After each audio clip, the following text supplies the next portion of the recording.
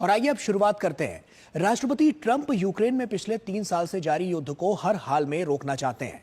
शांति वार्ता की पहल के लिए रूस और अमेरिका के बीच पिछले दिनों रियाद में बातचीत भी हो चुकी है, लेकिन यूक्रेन और यूरोप के नजरअंदाज किए जाने से दोनों भड़के हुए हैं।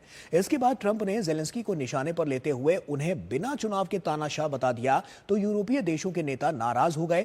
पलटवार करते हुए कहा कि याद रखना चाहिए कि रूस में नहीं, यूक्रेन में लोकतंत्र है। और इस बीच अमेरिकी विशेष कीथ केलॉग से कीव में जेलेंस्की की मुलाकात तो हुई, लेकिन साझा प्रेस वार्ता को रद्द कर दिया गया। अमेरिकी राष्ट्रपति डोनाल्ड ट्रंप के फैसलों से लगता है कि अब कोई एक ही बचेगा, चाहे राष्ट्रपति जेलेंस्की हो या फिर यूक्रेन। लेकिन यूक्रेन भी किस रूप में, रूस के हितों को साधने वाला या फिर जेलेंस्की या वहां की आवाम की आकांक्षाओं वाला। ट्रंप यूक्रेन और जेलेंस्की को लेकर जो भी बयान दे रहे हैं वह रूस के पक्ष को अधिक जाता दिखाई दे रहा है। उनका ताजा बयान जेलेंस्की को तानाशाह बताने का है। ट्रंप ने जेलेंस्की को चुनाव के बिना तानाशाह बताया। राष्ट्रपति पुतिन भी जेलेंस्की की वैधता पर बार बार सवाल उठाते रहे हैं और बिना चुनाव के पद पर बने रहने के लिए घेरते रहते हैं। ट्रंप ही नहीं, उनके सहयोगी एलन मस्क भी जेलेंस्की को लेकर हमलावर हैं। उन्होंने कहा, अमेरिका में हर साल चुनाव होते हैं, यहाँ युद्ध के समय भी चुनाव हुए हैं।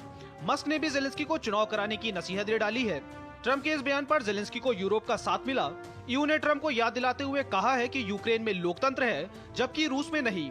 ईयू के प्रवक्ता ने कहा कि जेलेंस्की को स्वतंत्र, निष्पक्ष और लोकतांत्रिक चुनाव में वैध रूप से चुना गया है। जर्मनी के चांसलर ओलाफ शोल्ज ने ईयू के बयान पर सहमति व्यक्त करते हुए जेलेंस्की को लोकतांत्रिक ढंग से चुने गए राष्ट्रपति बताया। तो वहीं ब्रिटिश पीएम कीर स्टारमर भी जेलेंस्की के पक्ष में खड़े नजर आए। उन्होंने कहा, युद्ध के समय चुनाव स्थगित करना पूरी तरह से उचित है, जैसा कि ब्रिटेन ने द्वितीय विश्व युद्ध के दौरान किया था। इस बीच रूस ने कहा है कि यूक्रेन में ब्रिटेन की सेना भेजने की संभावित योजना कतई मंजूर नहीं है। खबरों के मुताबिक ब्रिटेन ने 30,000 यूरोपीय सेना को भेजने की योजना पेश की है। रूस ने कहा है कि अगर नाटो के सैनिक शामिल होंगे तो इससे रूस की सुरक्षा पर प्रभाव पड़ेगा।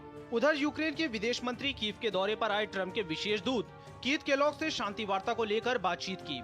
वहीं अमेरिका जेलेंस्की पर दबाव डालना जारी रखे हुए है।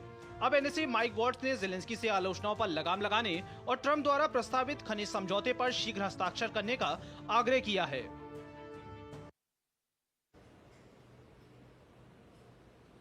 तो रूस यूक्रेन युद्ध को लेकर तमाम कुछ यहां पर देखने को मिल रहा है। ऐसे में ट्रंप ने जो बयान दिया है उसके बाद जो और सियासी गर्मी है वो और ज्यादा बढ़ चुकी है और साफ तौर पर युद्ध में जो अभी स्थितियां देखने को मिल रही हैं वो किस ओर इशारा कर रही है, आइए इसी पर चर्चा करते हैं। प्रोफेसर अंशु जोशी हमारे साथ जुड़ रही हैं, school of international studies JNU से।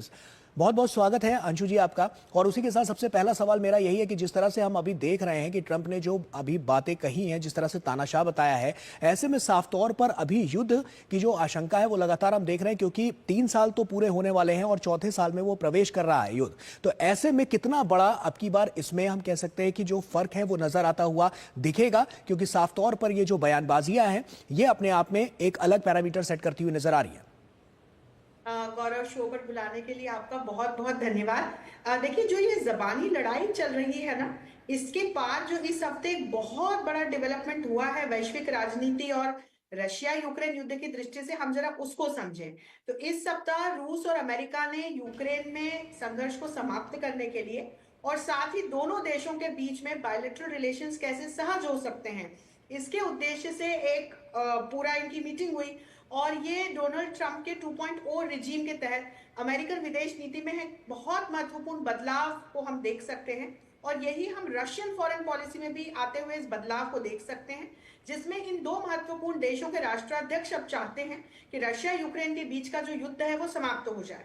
और जो अमेरिका के मार्को रूबियो हैं, उन्होंने ये पहले ही कहा था कि दोनों ही पक्ष जो हैं वो वॉशिंगटन और मॉस्को में अपने जो दूतावास हैं, जो अभी तक बिल्कुल लगभग हम एक तरह से कह सकते हैं कि उनका एग्जिस्टेंस नहीं है, उसमें कर्मियों को बहाल करने के लिए, यूक्रेन के संबंध में शांति वार्ता को सुविधाजनक बनाने के लिए कैसे उच्च स्तरीय टीम का गठन हो उसके लिए, और आपसी जो दोनों देशों के बीच अभी तक के इतने खराब संबंध है उसको सहज बनाने के लिए अब काम करेंगे, ऐसे दोनों पक्ष सहमत हुए। ये बहुत बड़ा डेवलपमेंट ग्लोबल पॉलिटिक्स की दृष्टि से मैं देखती हूँ। अब इसमें हुआ ये है कि इसमें यूक्रेन का कहीं कोई इनका प्रेजेंस नहीं रही, तो यूक्रेन जेलेंस्की ने अपने आप को इस पूरी मीटिंग से और इस डायलॉग से दूर रखा, और जो यूरोप के देश हैं उन्होंने भी इस डायलॉग से, इस मीटिंग से अपने आप को दूर रखा है। और हम सब जानते हैं कि रशिया यूक्रेन युद्ध को अब 3 वर्ष पूर्ण होने वाले हैं और युद्ध रुकने का नाम नहीं ले रहा। तो ऐसे में जो ये डेवलपमेंट है, आप जमीनी हकीकत को हमको समझना होगा कि ये युद्ध सिवाय विनाश के पूरे विश्व के लिए और कुछ नहीं पेश कर रहा है। और ऐसे में जब एक तरफ से ट्रंप और दूसरी तरफ से पुतिन इस बात को लेकर सहमत हो रहे हैं कि अब युद्ध का अंत हो, तो अब जो ये इस प्रकार के बयानबाजियां हो रही हैं, एक दूसरे पे छीटाकशी हो रही है, जेलेंस्की युद्ध से बाहर आने को तैयार नहीं है, तो मुझे लगता है इसके परे हमको पॉजिटिव डेवलपमेंट की ओर ध्यान देना चाहिए और ये युद्ध समाप्त हो, इसकी हम सभी को उम्मीद करनी चाहिए। ईयू भी जिस तरह की जो बातें कर रहा है वो साफ तौर पर देखने वाली है, क्योंकि जिस तरह से जो बात ईयू की तरफ से कही गई है, क्योंकि हम देख रहे हैं इसमें कटाक्ष साफ तौर पर नजर आ रहा है। और पहले की स्थितियां अमेरिका जैसे यूक्रेन के साथ था, अब कहीं ना कहीं यूक्रेन के एक तरह से खिलाफ है, क्योंकि पहले बाइडन थे और उसके बाद अब ट्रंप है। तो यहां पर जो नीतिगत फैसले लिए जा रहे हैं वो किस ओर इशारा करते हुए नजर आ रहे हैं?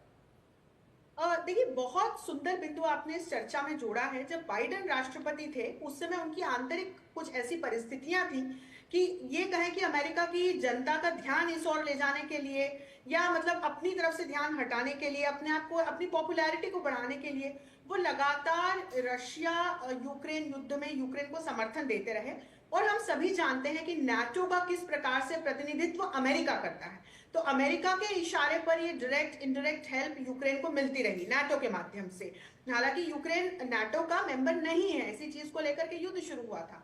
तो अब लेकिन जब ट्रंप राष्ट्रपति बन के आए हैं तो उनकी विदेश नीति में मार्को रूबियो ने पहले ही इस बात को स्पष्ट कर दिया था जब वे विदेश मंत्री बनने वाले थे कि भाई अमेरिका फर्स्ट रणनीति पे उनका देश, उनकी नीति काम करेगी और वे अमेरिकी इंटरनल जो इंटरेस्ट्स हैं उसको वो प्राथमिकता देंगे। तो उसके लिए अभी तक जो इंटरनेशनल एड और जगह जगह सहायताएं अमेरिका अपने कोष से प्रदान कर रहा था, उसको अब वो अपने इंटरनल डेवलपमेंट की ओर डाइवर्ट करेंगे। तो आप समझिए ये दोनों चीजों के बीच में कनेक्ट है।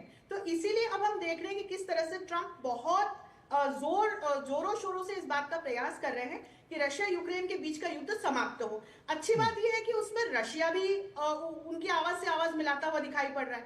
अब ऐसे में यूरोपियन देश क्यों इस पर प्रश्न चिन्ह खड़े कर रहे हैं, वे क्यों यूक्रेन को युद्ध में बनाए रखने के लिए प्रतिबद्ध है, जबकि ये तमाम जो बड़े यूरोप के देश हैं वो एक बड़े आर्थिक संकट के दौर से गुजर रहे हैं, उनको इस युद्ध के बड़े रिपरकशंस झेलने पड़े हैं। तो ये एक बड़ी मतलब चिंता का भी विषय है और एक बहस का भी विषय है। पर मुझे लगता है कि आगे पीछे, क्योंकि हम सभी जानते हैं कि नाटो एक तरह से हम ये कह सकते हैं कि अमेरिका इसका प्रतिनिधित्व करता है, अमेरिका इसका चेहरा है। तो यदि अब जो ये एक लीडरशिप में बदलाव हुआ है तो ट्रंप की अगर पॉलिटिकल विल रही तो मुझे लगता है कि ये युद्ध आगे पीछे अब हमें रुकता हुआ, थमता हुआ, समाप्त होता हुआ नजर आए। बिल्कुल। जेलेंस्की और जिस तरह से अमेरिकी एनएसए जो हैं उनके बीच जो बातचीत थी वो साफ तौर पर अब की बार संभावित नजर आई और वो हुई भी, लेकिन प्रेस वार्ता जो थी वो वहां पर रद्द कर दी गई। तो साफ तौर पर, और जिस तरह की हिदायत भी दी गई है, जिस तरह की नसीहत दी गई है एनएसए की तरफ से, वो अब की बार क्या कहती है? क्या इससे साफ तौर पर इस बात को समझा जा सकता है कि जो जेलेंस्की हैं उनको पीछे हटने की और साफ तौर पर अपने जो एक दायरा है, जो एक लिमिटेशन है, उसमें रहने की एक कवायद यहां पर नजर आ रही है?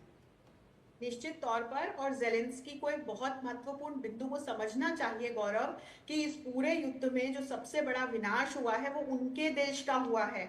यूक्रेन पूरी तरह से बर्बाद हो चुका है। कितने अरब डॉलर्स का एक अब खर्चा चाहिए उसको फिर से बनाने के लिए, वहां पर इंफ्रास्ट्रक्चर को बनाने के लिए। तो बार बार जेलेंस्की को ये समझने की आवश्यकता है कि जब भी डिप्लोमेटिक टेबल तक बात आती है, जब पुतिन थोड़ा राजी होते हुए दिखाई दिए इन 3 वर्षों में, तो जेलेंस्की पीछे जाते हुए हमें नजर आए। और अब जब ये हमको एक सीन बनता हुआ दिखाई दे रहा है कि एक ट्रंप की जो पॉलिटिकल विल है, ट्रंप के जो इंटरेस्ट्स हैं, इधर पुतिन भी चाह रहे हैं कि युद्ध खत्म हो। अब दुनिया के बाकी देश, भारत जैसा देश कितने समय से इस बात को चाह रहा है कि इस युद्ध को समाप्त करना चाहिए। तो जब इस प्रकार की सकारात्मक परिस्थितियां बनती हुई दिखाई पड़ रही हैं, तब यदि जेलेंस्की इस युद्ध को जारी रखना चाहते हैं तो मुझे लगता है ये वैश्विक शांति और सुरक्षा की दृष्टि से कोई बहुत हितकारी कदम, या बहुत अच्छी, यूक्रेन की दृष्टि से भी ये कोई बहुत अच्छी सिचुएशन नहीं है। और मुझे लगता है आगे पीछे जो यूरोप के देश हैं, इसीलिए शायद ये प्रेस कॉन्फ्रेंस भी स्थगित कर दी गई, क्योंकि यूरोप के देश भी आगे पीछे इस बात को समझ रहे हैं कि यदि अमेरिका ने अपने कदम पीछे खींचे, रशिया वैसे ही पाले की दूसरी ओर है, तो फिर आगे पीछे कहीं ना कहीं उनको भी डिप्लोमेटिक टेबल पर अमेरिका के साथ ही बैठना पड़ेगा। और ऐसे में युद्ध हमको समाप्त होता हुआ कहीं ना कहीं अब हम फोर्स ही कर सकते हैं। तो ऐसे में मुझे लगता है कि ये एक अच्छे वैश्विक उद्देश्य की दृष्टि से सभी को साथ में मिलकर आकर डिप्लोमेटिक टेबल पर आकर इसका समाधान ढूंढना चाहिए। लेकिन निश्चित तौर पर अंशु जोशी जी, इसमें तमाम ऐसे फैक्टर्स हैं जिनको यहाँ पर रखा गया है कि आने वाले समय में अब क्या कुछ देखने को मिल सकता है। युद्ध तो अगर मान लीजिए कि शांति की राह पर आगे बढ़ सकता है, लेकिन उसके बाद यूक्रेन कैसे अपने आप को डेवलप कर पाएगा, ये भी अपने आप में एक बड़ा सवाल है। तो अंशु जोशी जी, आप बने रहिए हमारे साथ, क्योंकि वक्त यहाँ पर एक छोटे से ब्रेक का हो गया है। ब्रेक के उस पार जब लौटेंगे तो जर्मनी में क्या कुछ चल रहा है और क्या वहां पर अब की बार जो चुनाव है उसके समीकरण क्या बनते बिगड़ते हुए नजर आ रहे हैं, कौन कौन से मुद्दे प्रभावी हैं, इस पर चर्चा करेंगे, लेकिन एक छोटे से ब्रेक के बाद।